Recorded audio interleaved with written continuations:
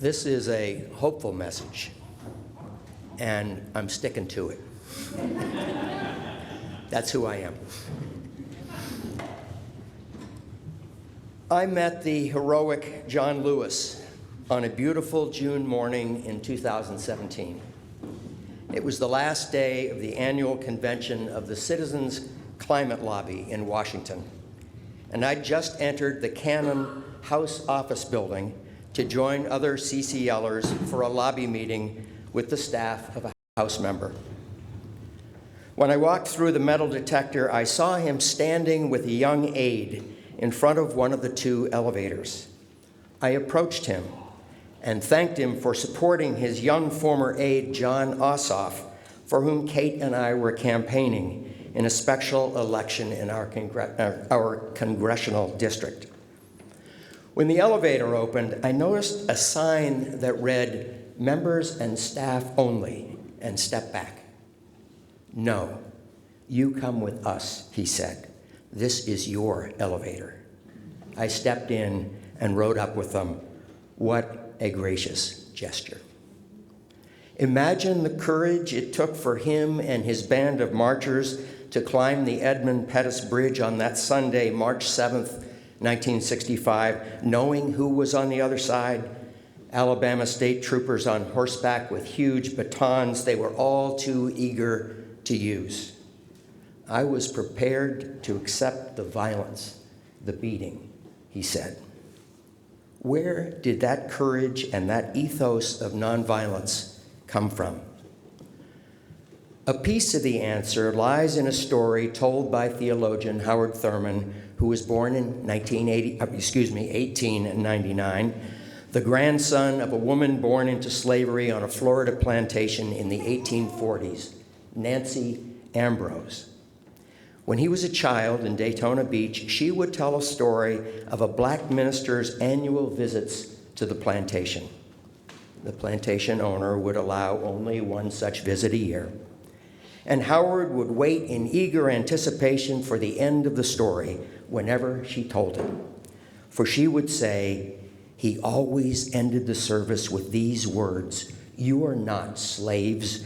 You're not," vile racial slur, "you are God's children." This was a message direct from the life and teachings of Jesus. Nancy Ambrose had taken this message to heart. It had given her strength. So she passed it on to her grandson, who absorbed it and incorporated it into his sense of self and what would become his philosophy, theology, and way of being. Thurman was a smart, thoughtful, reflective boy who, thus armed with the self-respect and self-assurance of his grandmother's teaching, excelled in school with the goal of sharing this good news as a minister and teacher. As he grew and learned, the young Thurman noted that, quote, something had made it possible for the slaves, cut off from their roots, to survive, to uphold themselves in some powerful immunity against the vast violences of their environment, end quote. Part of that something was the message of the pastor. But Thurman intuited that there was something else, the wisdom of the enslaved person to create an inner sanctuary and to derive strength from connection to the eternal. Thurman was contemplative, even as a boy, finding strength and peace in silent communing with the natural world. The more time I spent in nature, he said, the freer became my spirit, and the more my ambition to get an education. He particularly loved a huge oak in his backyard. The oak tree and I had a unique relationship, he said. I could sit with my back against its trunk and reach down into the quiet places of my spirit and take out my bruises and joys and share them with the oak tree. He attended Florida Baptist Academy in Jacksonville, one of only 3 high schools in Florida for African Americans at the time, attended Morehouse College in Atlanta, where he was involved with the YMCA and the Fellowship of Reconciliation, exploring nonviolence and pacifism as a source of spiritual strength to deal with oppression. He graduated from Morehouse in 1923, valedictorian, and from Rochester Theological Seminary in 1926, again as valedictorian. In the late 20s, he taught philosophy and religion at Morehouse and Spelman colleges in Atlanta, and spent a semester studying with a noted philosopher and mystic at Haverford College in Pennsylvania, Rufus Jones. Thurman himself was a mystic, believing that religious experience was best explored within. A mysticism that came naturally to him, that he had nurtured since childhood. Jones was a significant influence on him. In 1932, he moved to Howard University Divinity School, leaving in 1944 to help the Fellowship of Reconciliation found the Church for the Fellowship of All Peoples in San Francisco, an interracial, interdenominational church he co-pastored with a white minister. And I had assumed that this place no longer exists, but in fact, I'm told that Joan Smith often attends. A fact I'm really glad to know. He believed that true understanding among people was possible only when they engaged directly with each other. Only then could they see themselves as fellow human beings. Isn't this one of our core beliefs and a driving force behind our social justice efforts? A significant event in his life was a 6-month tour of India, Ceylon, and Burma with his wife in 1935, sponsored by the YMCA and the YWCA. On the trip, he delivered over 100 talks, and the exposure to Eastern religions was profound. He says, I had to learn that the authenticity of their religious experience, Hindu, Buddhist, Muslim, was identical to the essence and authenticity of mine. When asked there why he supported a religion in America that participated in the oppression of black people, he responded, I'm not here representing the religion about Jesus. The religion of Jesus is a liberating religion, though, and it's a religion the oppressed can own because Jesus was oppressed. He met Gandhi, a Hindu, who wrote, I can say that Jesus occupies in my heart the place of one of the great teachers who've made a considerable influence on my life. Gandhi saw Jesus as perhaps the exemplar of the way of loving one's neighbor as oneself. To him, Jesus' message was the Sermon on the Mount. He could be a Christian, he remarked, if that were the whole of the religion. To him, the central teaching in that sermon was non-retaliation, nonviolent resistance to evil, what he saw as a new law in human relations. In one of their meetings, Gandhi said to Thurman, it may be through the Negroes that the unadulterated message of nonviolence will be delivered to the world. And Thurman returned home, committed to nonviolence and to spreading the philosophy. Isn't it interesting that Gandhi seems to have found the spiritual basis of nonviolent resistance, at least in part, in the teachings of Jesus? I almost said from a Christian, but Jesus wasn't a Christian. He was a Jew, poor, disenfranchised, powerless, living like the Indians in a state conquered and occupied by a foreign power. Thurman began to explore this idea of the religion of Jesus being a liberating one for the oppressed. It had been liberating for his grandmother and for himself. How had that happened? What was it in Jesus' message that offered freedom for the oppressed? Thurman was the right person, if not the perfect person, for this analysis, for, like Jesus, he was a thoughtful, contemplative, supremely ethical member of an oppressed class, one for whom the inner life was paramount. He published his thesis in 1949 while he was in San Francisco at the Church for the Fellowship of All Peoples in a volume titled Jesus and the Disinherited. In it, he portrays Jesus, again, a poor, disinherited Jew, as affected by the Roman occupation as any of his contemporaries, telling the Jews that the response to oppression that could offer them self-respect and a meaningful life was inward. There's that word again. The answer was not to be found in armed insurrection or in the fear response constantly attuned to the threat of violence, or in deceit, deception, or compromise with the enemy, or in hatred. Jesus understood that all of these are understandable responses to oppression, but he knew that all of them, in one way or another, destroy the soul. No, Thurman tells us, Jesus tells his contemporaries that the kingdom of God is within, and the way to it is through love, uncompromising love, which just happens to be the proposed reimagined centerpiece of our UU principles, as in this document. Now, it's just a proposal, but it's passed its first test at GA. The message is first, as Thurman's grandmother heard as a child in slavery, know that you are children of God, and that as such you are worthy as anyone else. Love yourself, hold your head high. I am somebody, as Jesse Jackson would say in those early days of the movement, and still does, I'm sure. Then Thurman tells us, Jesus says, love thy neighbor as thyself. Not an easy task, for the concept of the neighbor extends beyond family, friends, and clan. It includes one's enemy, a tall order.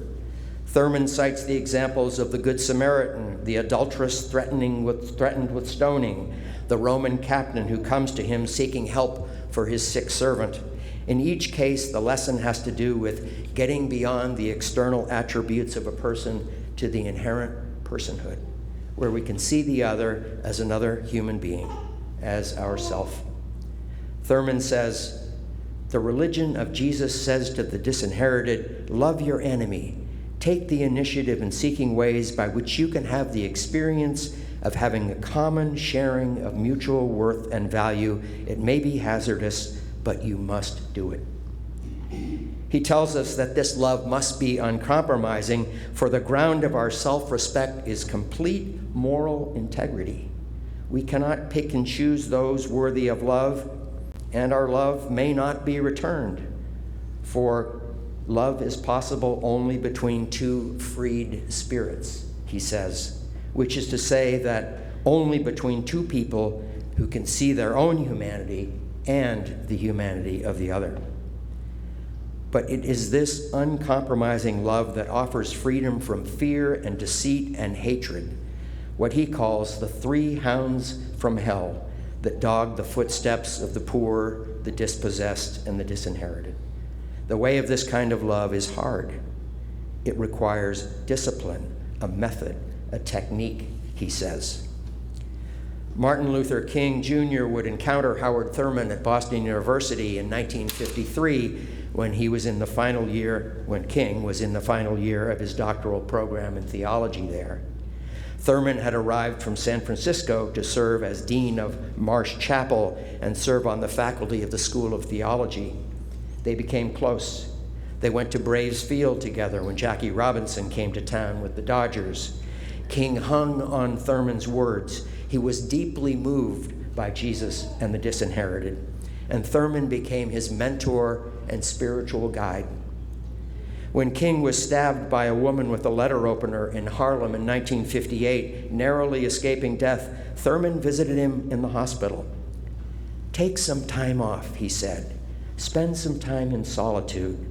Listen for what is going to be your role. King did so, and not long afterward, he went to India and returned committed to nonviolent resistance. It would fall to King and John Lewis and the other leaders of the civil rights movement to develop the techniques and methods of nonviolent resistance, but the spiritual underpinning of the philosophy was Thurman's, by way of his grandmother, Nancy Ambrose, by way of Gandhi, by way of Jesus. Regarding nonviolence, John Lewis says, first of all, you have to grow. It's just not something that is natural. You have to be taught the way of peace, the way of love, the way of nonviolence. And in the religious sense, in the moral sense, you can say in the bosom of every human being, there is a spark of the divine. So you don't have a right as a human to abuse that spark of the divine in your fellow human being. He goes on. We from time to time would discuss, if you see someone attacking you, beating you, spitting on you, you have to think of that person you know. Years ago, that person was an innocent child, an innocent little baby. And so what happened? Did something go wrong? Was it the environment? Did someone teach that person to hate, to abuse others? So you try to appeal to the goodness of every human being, and you don't give up. You never give up on anyone. This is the spiritual underpinning of the civil rights movements, nonviolent resistance, and it comes directly from Thurman. King is said to have carried a copy of Jesus and the Disinherited with him on his travels through the South. Jesse Jackson still carries it today. John Lewis called him a saint of the movement. Remember Thurman's statement about the inner strength of the enslaved person? Something had made it possible for the slaves cut off from their roots to survive, to uphold themselves in some powerful immunity against the vast violences of their environment, he said. Again, a big piece of that something was the sense of inherent worthiness that she or he was somebody, a child of God. In essence, our first principle. But as I said at the outset, it was more, the understanding espoused by all the spiritual masters who are important to me: Gandhi, Ralph Waldo Emerson, Thich Nhat Hanh, Richard Rohr, Rebecca Parker, Thomas Merton, and now Howard Thurman. That is an awareness of the spirit of life and love that buoys us through pain and sorrow, disappointment and tragedy. The love that will never let us go, accessible to all of us if we are paying attention. Easier for the mystics among us, I admit. And that's not the end. Hang on. It is that one.